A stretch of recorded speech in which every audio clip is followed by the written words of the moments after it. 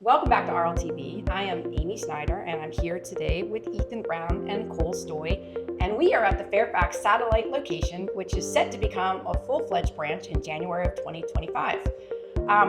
Tell us a little bit about the history of this facility. Well, when we purchased the building in 2023, we weren't sure how old it was. It was built in 1960, originally a home at some point in a hydro steam business, which was then turned into a garden center well before Home Depot and any of those businesses existed. And it was pretty much that way until 10 years ago. Talk a little bit about some of the advantages of sort of doing a renovation here versus building from scratch. Well, two things. I told the owners when we purchased the property that we were going to renovate it, which sank in with them. It was very important to them. That was number one. Number two, not having to get rezoned or get permits because we were using these existing structures that were here. And then we thought we'd take this opportunity to turn a very unique space into an office, which is kind of out of the norm for Rupert, but I think it turned out pretty well. Thanks for explaining that. I think also one of the things I think about when I think about our company is sort of we're in the green industry. So, the renovation of this facility really made sense in terms of sort of reducing waste and reducing our sort of, new building construction footprint that you'd have with a brand new building. Exactly. I mean, we've used and repurposed every square inch. It's a little less than an acre, and I think we capitalized and used every building and structure on here to use it for whatever we need. Great. So Ethan, tell me a little bit about what you did to convert the house from what it was to what it is now. Well, first off, I had to get all the interior ripped out, all the pegboards, all the studs, all of that. Had to redo the electric, had to redo the roof, install new gutters. We had to resand, repurpose all the windows, which are original, and then put new glass pieces in. We had to paint and restore the greenhouse to turn into a shop, and we had to essentially demo the entire basement and upstairs. Once that was done, last two pieces were getting all the painting done, refurbishing that, and then redoing all the floors. It's probably a job doing the floors. Yes, it was. It was about a 6-man team for a couple of days using the original floors. Well, they look beautiful. Thank you. So Cole, tell me a little bit about the space and how you're using it.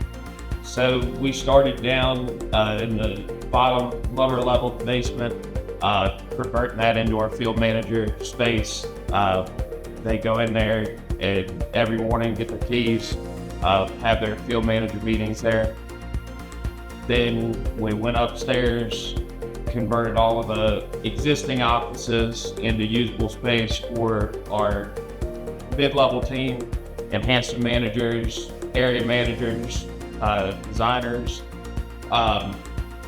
and business developers, as well as my office, branch manager office up there as well. And this area that we're in here is sort of like used to be the checkout area of the old. This is probably the coolest room in the whole facility. We plan on bringing a lot of clients in here, sitting at this table.